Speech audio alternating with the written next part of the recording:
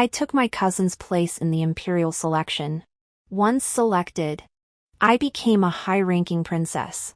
My cousin, on the other hand, married the eldest son of a marquis's mansion, who was physically disabled. From then on, my cousin regarded me as a thorn in her side. When I went out to burn incense, she rushed into my palanquin and stabbed me dozens of times. But she didn't know that it wasn't me sitting in the sedan chair. Later, I died of old age. When I opened my eyes again, I was back to before the selection. This time, my cousin didn't pretend to be sick. Her smiling face revealed her determination to win. It turned out that she had also been reborn, and the marriage to the Marquis's mansion naturally fell on me.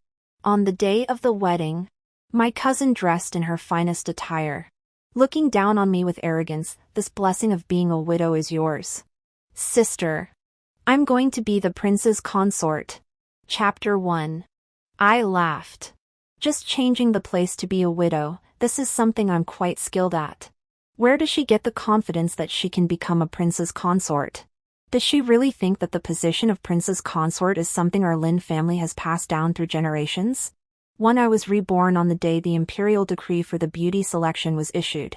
My cousin, who was supposed to pretend to be sick, stepped forward gracefully, ignoring her aunt's objections. She spoke firmly as the eldest sister. I should set an example and contribute to the family's honor. Thus, the selection spot naturally fell to her. Those beautiful peach blossom eyes gleamed with determination. I knew then that she had also been reborn. In this dynasty, the imperial selection takes place every 3 years. All eligible women from families with officials of the 5th rank or higher must participate. However, spots are limited, with only 1 per family. My grandfather came from a humble background and spent decades toiling his way up to a 5th-rank official in the capital. My sisters and I barely managed to qualify for the selection. Yet my uncle and father, despite having been in officialdom for years, remain low-ranking officials with little prospect of advancement. Without a powerful maternal family, a beauty contestant is nothing more than a token participant, going through the motions. With a bit of luck, one might be dismissed and return home. But with bad luck, one might be forced to become a concubine for a nobleman. Either way, it was no desirable fate. Therefore, my elder cousin, who was clever, feigned illness to avoid the selection. As the only eligible candidate in our family, I had no choice but to face the challenge head-on, whether I wanted to or not. Yet, to everyone's surprise, despite my humble background and ordinary appearance, I managed to turn the tables and catch the eye of the Empress Dowager, who chose me as the wife of the 3rd prince, transforming me from an ordinary girl into a princess overnight. Those events are still vivid in my memory. Before I could think further, I met my cousin's challenging gaze. She laughed mockingly without any restraint. Since I've entered the palace to participate in the selection, the marriage with the Xianxia Marquis family naturally belongs to my younger sister. The Xianxia Marquis family was a century-old aristocratic family with a prestigious background. The matriarch of the family, Lady Yang, is the younger sister of the Empress, further highlighting their prestige. Had it not been for the eldest son's illness, our family would have been eager to secure this marriage. 3 years ago, during the Western campaign, the eldest son of the Marquis of Xianxia was ambushed and severely wounded. The prominent families that had previously discussed the marriage now kept their distance. The Marquis's wife, out of love for her son, spared no effort to find him a suitable match.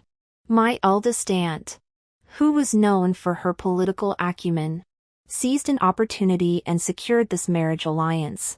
The other party only mentioned that they were engaged to the Lin family, but did not specify the bride.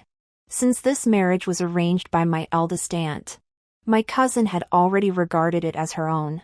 The elders in the family also tacitly agreed. Therefore, in my previous life, even though everyone knew that my cousin was faking her illness, no one exposed her. After all, entering the palace to participate in the imperial selection was just a sham, and marrying into the marquis's mansion was the real benefit. After my cousin finished speaking, the room was silent. It was just participating in the selection, not being selected. How could she just give up a good marriage? My eldest aunt was the first to snap out of it, her face darkening as she glared at my cousin. What nonsense are you talking about? You're the eldest sister, no one can go over your head. Those words were also a warning to me. My mother was overjoyed inside, but she didn't dare show it. She gently held my hand and agreed, yes. Ji Yan is the eldest sister, her marriage comes first. The others didn't care either, after all. They were all daughters of the Lin family. So it didn't matter who married whom. My cousin snorted coldly, if I marry, I will marry a prince. Who would want to marry a worthless illegitimate son? Upon hearing this, everyone present gasped in shock. My eldest aunt, still shaken, hurriedly called for someone to close the doors and windows. My grandfather sat upright, his voice stern. Watch your tongue. How dare you speak so boldly? How can I dare to let you enter the palace for the selection? He has no real power or connections, he's only gotten this far by being cautious. If my cousin acts so boldly and offends someone important, it would be a disaster for the entire family. Given my grandfather's temperament, the selection process might be disrupted. My mother sighed imperceptibly and gripped my hand even tighter. Only I remained calm as I looked at my cousin. Someone who has already died once, what else could she possibly do? My cousin did not disappoint me. I don't know what methods she used, but she not only persuaded my grandfather but also insisted on marrying me off before she entered the palace. Citing our deep sisterly bond, my eldest aunt was so angry that she fainted on the spot. The household affairs were entirely handed over to my mother. My mother showed no mercy, using my high-status marriage as an excuse to prepare an extravagant dowry of 60 carriages. By the time my eldest aunt realized what was happening, the dowry list had already been delivered to the Marquis's mansion. She was so angry that she nearly fainted again. On the day of my wedding, my cousin dressed up in her finest attire to see me off. She was already beautiful, but now she looked even more arrogant. She looked at me with schadenfreude and whispered in my ear, "Since I gave you this marriage, I'll also give you the blessing of being a widow." I smiled indifferently. The eldest son of the Marquis of Zhongwu had been fatally wounded and was unable to have children. This was no secret in the homes of the nobility. It was just that my family was not high-ranking, so we couldn't find out about it. In my previous life, I was a prince's consort for a lifetime, so how could I not know the secrets of those wealthy and powerful families? It was just a change of place to live as a widow. What difference was there between the third prince's mansion and the Zhongwu Marquis's mansion? If you really want to talk about it. I glanced indifferently at my cousin. If she had lived 2 more years, she would have known that this eldest son would have a future of boundless wealth and honor. Where did she get the confidence to think that she would definitely become a prince's consort? Did she really think that the position of prince's consort was passed down from generation to generation in our Lin family? 6. Amidst the fanfare, I was welcomed into the Zhongwu Marquis's mansion. As the red veil was lifted, the man who would be my husband for the rest of my life came into view.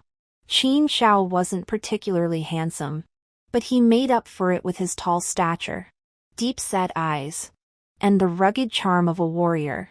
I looked at him, and he looked at me. I was plain-looking, nowhere near as beautiful as my cousin, and certainly no match for the elegant noblewomen of high-ranking families. Therefore, despite his efforts to hide it, I quickly noticed the fleeting glimpse of sadness in the corner of his eye. But what did it matter? He didn't love me, and I certainly didn't love him either. Qin Shao stayed for only a short while before being dragged away by the wedding revelers to drink. As he was leaving, he glanced at me with a gloomy look. "You go ahead and settle in. Don't wait for me." The originally lively bridal chamber suddenly fell silent. The people in the Marquis's mansion had different expressions. Some smirked. Some gloated. And a few silently sighed with their heads bowed. No one showed any surprise. I understood. It seemed that Qin Zhao's impotence was no longer a secret in the Marquis's mansion. I stopped the maid who wanted to stand up for me. Stood up. Curtsied slightly to Qin Zhao. And smiled faintly. I understand. My lord need not worry. Qin Zhao paused for a moment. He likely hadn't expected me to be so understanding. The corners of his mouth twitched slightly. After hesitating for a moment, he finally left. On their wedding night, the groom ignored his bride. For a woman, that was the ultimate humiliation. But I didn't care at all.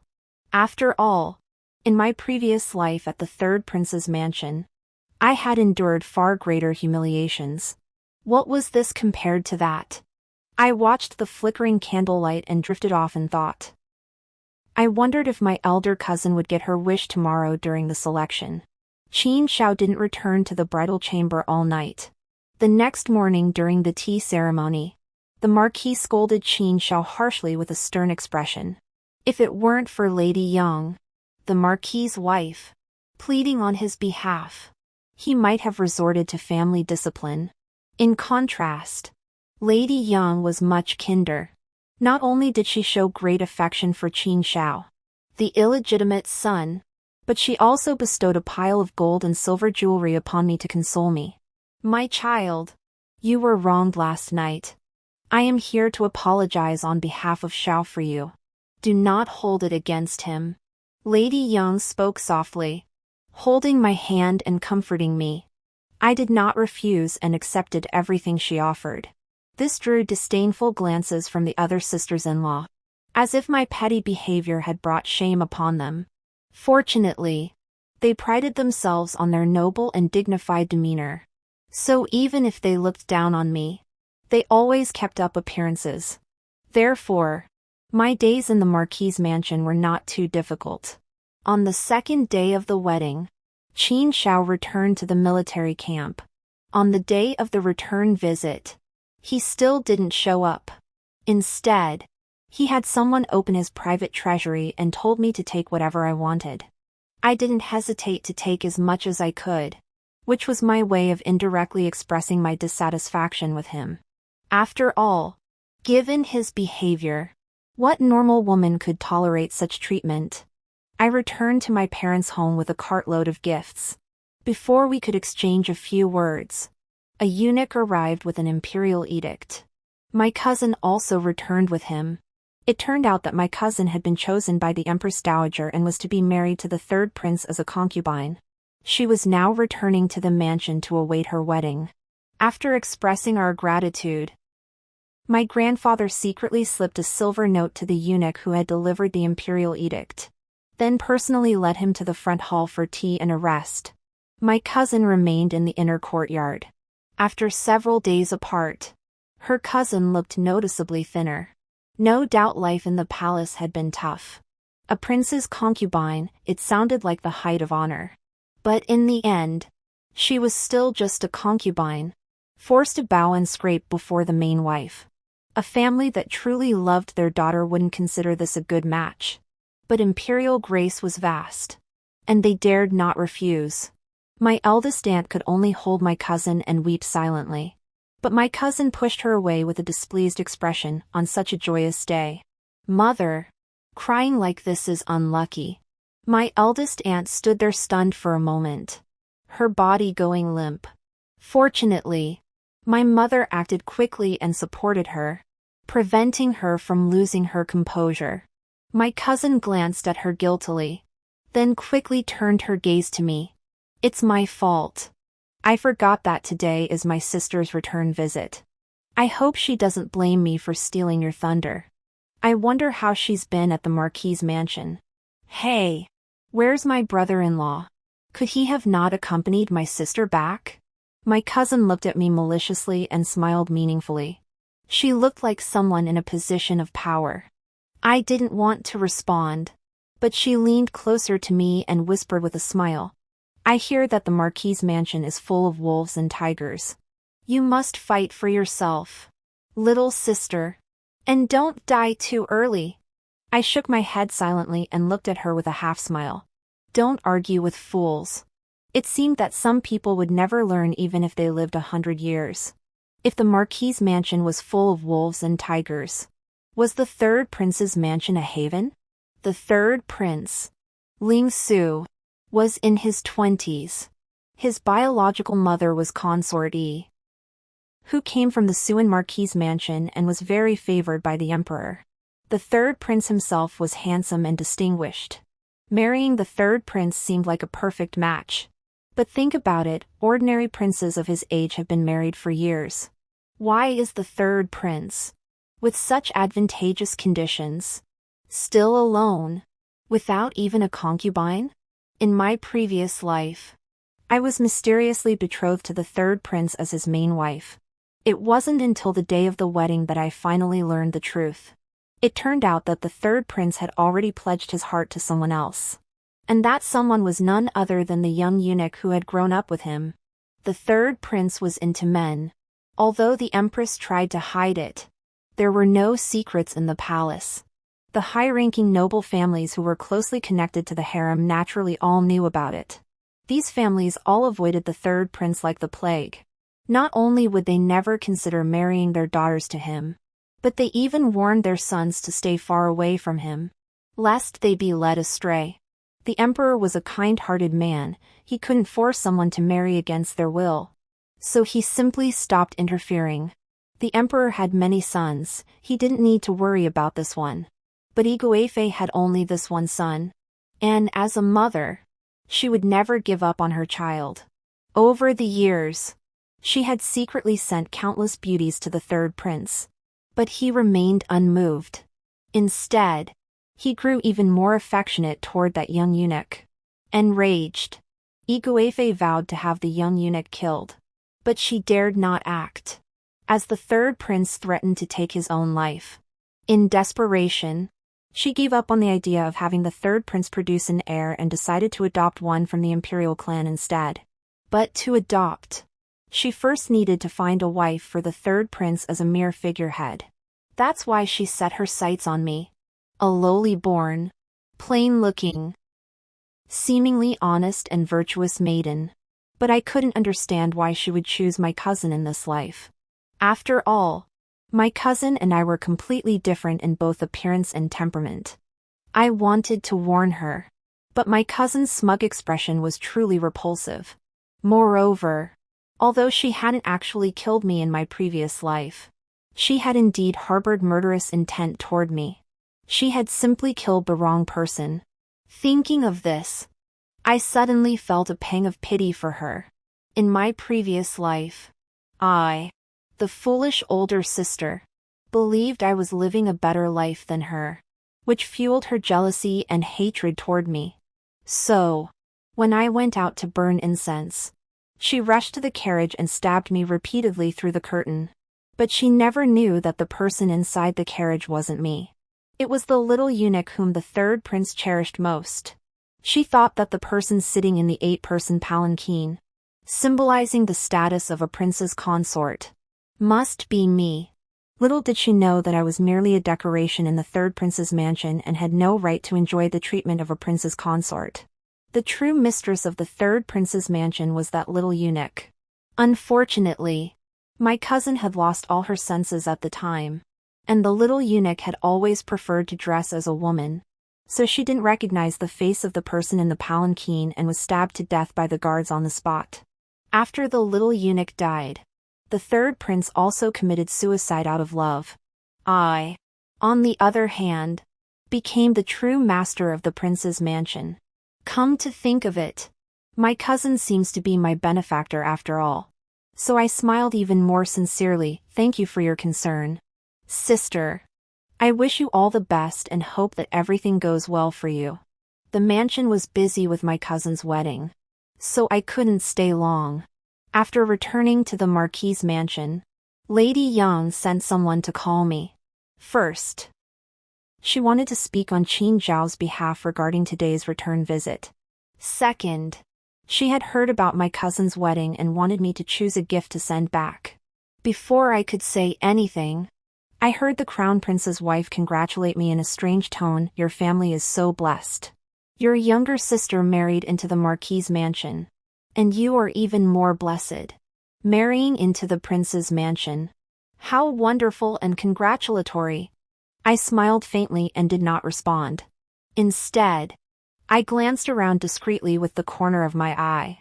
I saw Lady Ho sitting there as steady as a mountain, showing no intention of intervening. The other sisters-in-law were all covering their mouths with handkerchiefs and laughing, without the slightest regard for propriety. I immediately understood. Today's incident was clearly orchestrated by these people to make a mockery of me. What a kind-faced but cruel Lady Ho. It seemed that the Marquis of Zhongwu was more cunning than I had imagined. After returning to the courtyard, Dong Xia, who was with my mother, came to see me at the Marquis's mansion, saying that I had left something behind. It was then that I learned the truth about my cousin's marriage to the third prince. Just like in my previous life, the imperial concubine summoned several beautiful women from lowly families. My cousin was naturally among them. However, the Empress Dowager favored another concubine surnamed Li. Seeing the situation was dire, my cousin bribed an inconspicuous palace maid in the Empress Dowager's quarters. She instructed the maid to secretly inform her when the third prince arrived.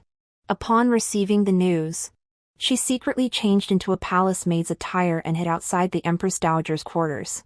When the third prince was leaving, she deliberately acted as if she had accidentally bumped into him and threw herself into his arms. She believed that with her beauty, she would surely win the third prince's favor.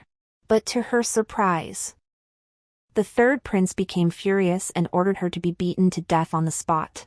My cousin was terrified and could only reveal her true identity as a palace maid. This immediately alerted the empress. The imperial concubine had never taken a liking to her. But after this incident, for some reason, she suddenly changed her mind. She abandoned the Li family, who had been previously chosen, and selected my cousin instead. However, she was not made the main wife, but a concubine. My cousin returned home without revealing a single word. All this information was obtained by my grandfather from the eunuch who delivered the imperial edict. It is said that my grandfather was very angry and said that after my cousin got married, regardless of whether she was rich or poor, she would have nothing to do with the Lin family. I secretly breathed a sigh of relief. Fortunately, the imperial concubine did not make a big deal out of it. Otherwise the reputation of all the girls in the family would have been tarnished. I didn't care, because the Marquis's mansion would not divorce me because of this. On the contrary, the worse my reputation becomes, the happier some people will be. It's just a pity for my other sisters at home. If their reputations are tarnished because of my cousin's reckless behavior, that would truly be an undeserved disaster. Even Xiu sighed in relief alongside me. Thank goodness the Empress Dowager is kind-hearted. The groom-to-be already dislikes the young lady. If her reputation is further ruined because of the eldest daughter, what will become of her in the future? I smiled and didn't respond. Is the Empress consort really kind-hearted? Someone who would use her status to harm innocent women for her own son can't be a good person. She probably chose my cousin because of her beautiful face and her vain and reckless nature. As for why she was only a concubine, I think it was probably a means to control my cousin. After all, once my cousin married into the third prince's mansion, the matter of the young eunuch would inevitably come to light. At that point, the Empress consort could use her status as the official wife to tempt her, hinting that she could rise to power by bringing her son along. My cousin would undoubtedly do everything in her power to achieve that.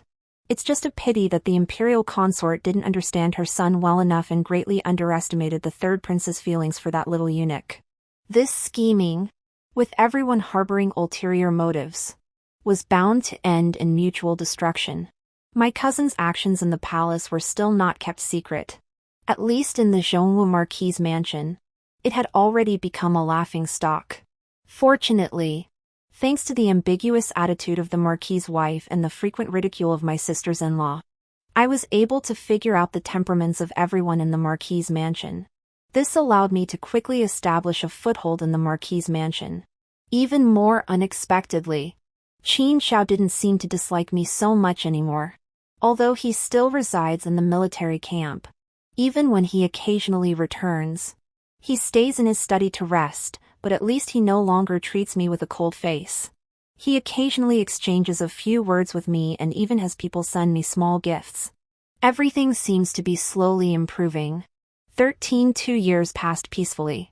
During these 2 years, news about my cousin grew increasingly scarce. Since she married the third prince, my grandfather seemed to have made up his mind not to interfere in her affairs anymore. My eldest aunt, however, couldn't let it go. She would occasionally send people to inquire about her, and even visited the third prince's mansion in person. But out of 10 visits, she only saw my cousin once. The other times, only her personal maid came out to dismiss them with a few words. Later, the third prince's mansion outright refused all visits, citing my cousin's illness as the reason. My eldest aunt was frantic with worry and even approached me, hoping I could ask Lady Ho to intervene and inquire further. I politely declined her request, because I knew that my cousin had undoubtedly been placed under house arrest by the third prince, just like I had been in my previous life. That year, another major event occurred. The emperor suddenly fell gravely ill and was bedridden. As the position of heir was vacant, all the princes except the third prince, who was destined to never ascend the throne, had a chance. For a time, there were undercurrents of power struggles. Due to Lady Yang, the wife of the Marquis of Zhongwu, the Zhongwu Marquis's mansion became the natural base for the fourth prince's faction. The fourth prince was the eldest son of the empress and had many supporters, making him the most promising candidate to ascend the throne. As a result, everyone in the mansion, from the marquis down to the maidservants, walked around with a sense of anticipation. Especially Lady Yang, who had abandoned her former virtuous and charitable demeanor and no longer bothered to pretend. She became harsh toward the concubine-born sons and daughters in the mansion. Especially Qin Xiao, the eldest concubine-born son, who was particularly irritating to her. However, since Qin Xiao was often absent from the mansion, she could only take out her frustration on me. She would make excuses to pray for the emperor's well-being and make me copy Buddhist scriptures hundreds of times, or punish me by making me kneel in the ancestral hall because I had no children. I didn't resist and silently endured all the harassment. I knew that these days would soon be over. Their hopes were doomed to be dashed, and the Zhongwu Marquis's mansion would soon be renamed. Sure enough, before long, the old emperor passed away. The struggle between the princes finally came to an end.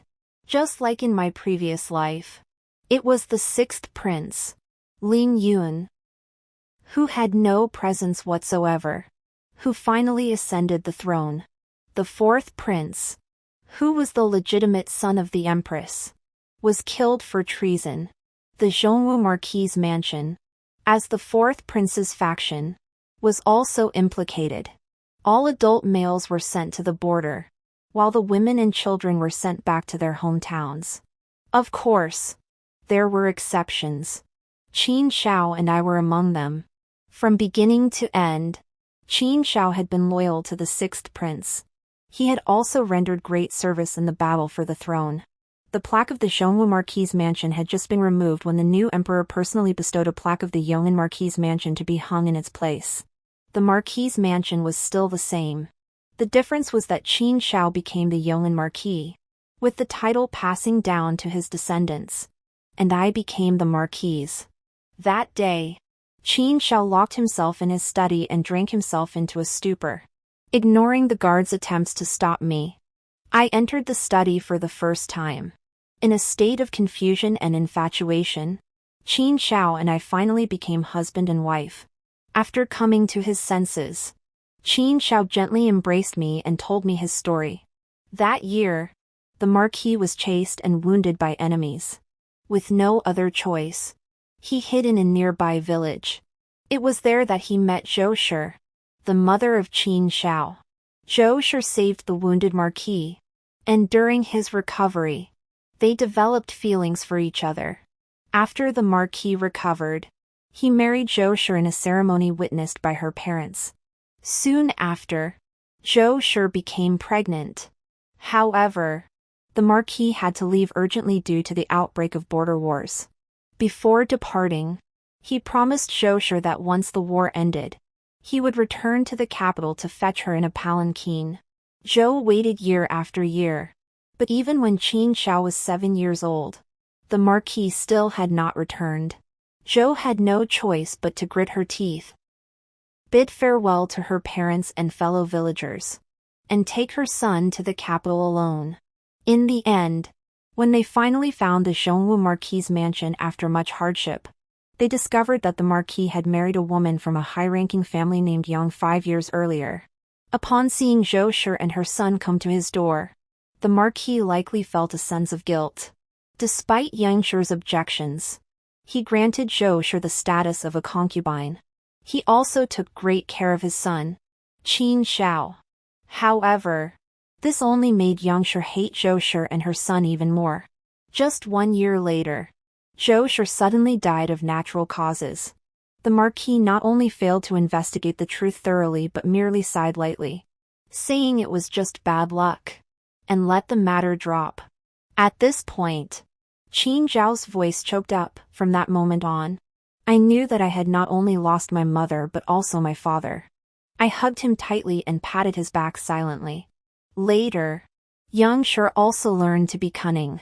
She knew that poisoning me again would tarnish her reputation. So she began to pretend to be virtuous, fawning over me in public and treating me better than her own son. I knew she was trying to flatter me to death. So I acted like a spoiled brat on the surface but secretly studied books, practiced calligraphy, and trained in martial arts. Once I had the strength to protect myself, I stopped pretending and followed my father into battle. I knew Yang Shi would never forgive herself for being deceived. To prevent further complications, I pretended to be injured and took the secret potion given to me by the 6th prince, making everyone believe I had been severely wounded. Qin Xiao grew increasingly excited. He said the potion was obtained by the 6th prince from a wandering physician.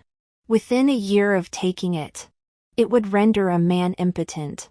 Therefore, after hiring many imperial physicians and sending numerous beautiful maidservants to him, Yang Shi finally believed him. I smiled and asked him, "What if the medicine is too effective? Are you really going to remain unmarried for the rest of your life?" Qin Xiao remained silent.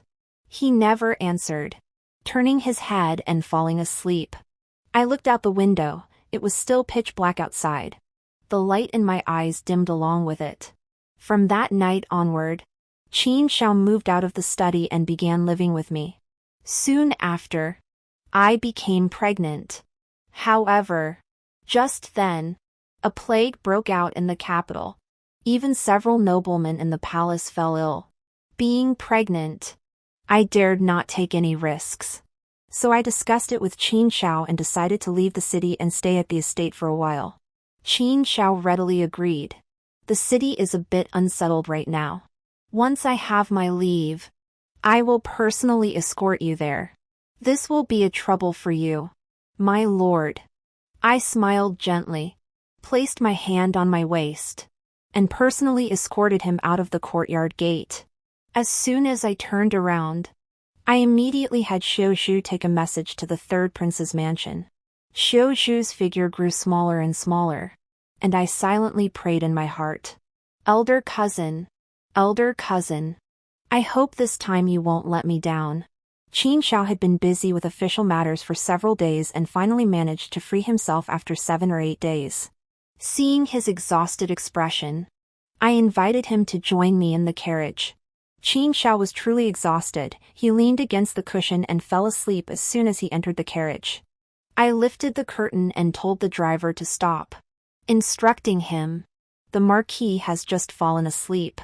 Drive carefully and don't wake him." "Yes, sir." I then asked Xiu Shu to help me down from the carriage. I'm afraid I might disturb the marquis. Please help me to the rear carriage. The rear carriage mainly contained my personal belongings. Though the space was somewhat cramped, it was more than enough for Xiu Shu and me to sit comfortably. Xiu Shu found a mattress and placed it under my waist. The journey is long, perhaps the lady should rest her head for a while. I nodded. Closing my eyes, I found myself unable to sleep. As the carriage left the city gate, we were immediately confronted by a group of beggars blocking the road. The accompanying guards rushed forward to drive them away. At that moment, a frail-looking beggar suddenly darted out of the crowd and rushed toward the front carriage. His movements were too swift for the coachman to react in time, and he was stabbed, falling to the ground in agony. By the time others rushed over to stop him, it was already too late. The little beggar burst into laughter, raising the dagger in his hand toward the people inside the carriage. Die. You're going to die. The Marquis's mansion and all its wealth should have been mine. How dare you take what is rightfully mine? In my next life, I will make the right choice. I will. Before he could finish his sentence, he was stabbed in the heart by a guard who had rushed over, and died on the spot. The half of his face that was exposed was clearly my cousin, whom I hadn't seen in many years. At the same time, the carriage curtain was lifted. Qin Xiao, stabbed several times, fell straight into a pool of blood. I was supported by Xiu Shu and rushed over, just in time to see the scene. After a moment of dizziness, I collapsed to the ground. The yeoman marquis was assassinated, shocking the entire court. The new emperor was furious and ordered a thorough investigation. However, since the murderer had already died at the scene, the Ministry of Justice investigated thoroughly but could not reach a conclusive verdict. The new emperor had no choice but to punish the Minister of Justice with a 6-month reduction in salary. Meanwhile, the third prince, as the husband of the murderer, though lacking direct evidence of involvement, was still implicated and sentenced to mourn the late emperor for 3 years. In the imperial court, the matter was considered closed. However, in the streets, rumors ran rampant. Some even dug up the original marriage contract between Qin Xiao and the Lin family. Gradually, the most widely circulated version became that the third prince's concubine, driven by love turned to hatred, had killed the yeoman marquis. But was that really the truth? 21 I kept vigil at Qin Xiao's coffin for 3 days and 3 nights. Looking at him lying stiffly in the coffin, I felt a pang of pity. I had thought that we could live happily together like an ordinary couple, even if he held me in his arms and called out another woman's name. Until I witnessed that scene in the study, that day. I had just learned that I was pregnant and rushed to the study to share the joy with Qin Xiao. But before I could push the door open, I heard the sound of soft moans coming from inside. My mind went blank. I could only lean against the doorframe to keep from collapsing. I don't know how long it took, but the intimate sounds finally stopped. What followed were the sobs of a woman and the tender voice of a man. Qiner doesn't ask for a title. As long as Xiao doesn't despise me, I'm willing to stay by your side for the rest of my life without a name or status. Fool. We've come this far together. How could I ever let you suffer? What about Lin Shi? Qin Xiao fell silent. After a long time, he finally said, my engagement to Lin Shi was nothing but Yang Shi's scheme. With her looks and family background, she's good enough to be a concubine, he finished. The heart I had been holding on to finally died completely. It turns out that some things really do run in the family. Qin Xiao hated the old marquis for abandoning his wife and children, yet he himself had ended up taking the same path of demoting his wife to a concubine. Thinking of this, I stroked my still flat abdomen and silently prayed. Please don't let it be a son. I'm not the type to sit around and wait for death. Since Qin Xiao was the first to act unjustly, don't blame me for being unrighteous. Fortunately, because I was pregnant, Qin Xiao probably feared I would be upset. so he hadn't carried out his plan to demote me to a concubine. This gave me enough time to carefully plan my next move. And this epidemic was the perfect opportunity. The third prince's mansion strictly monitored my cousin, and outsiders had no chance to approach her.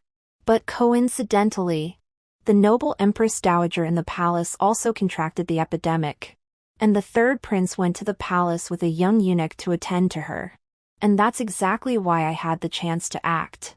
So I had Xiuzhu disguise herself, bribed a servant from the third prince's mansion, and sneaked in to visit my cousin. Xiuzhu told my cousin about Qin Shao being granted a title of nobility and my pregnancy, and finally left her a bag of silver. After that, I had someone spread the news that I was going to the country estate.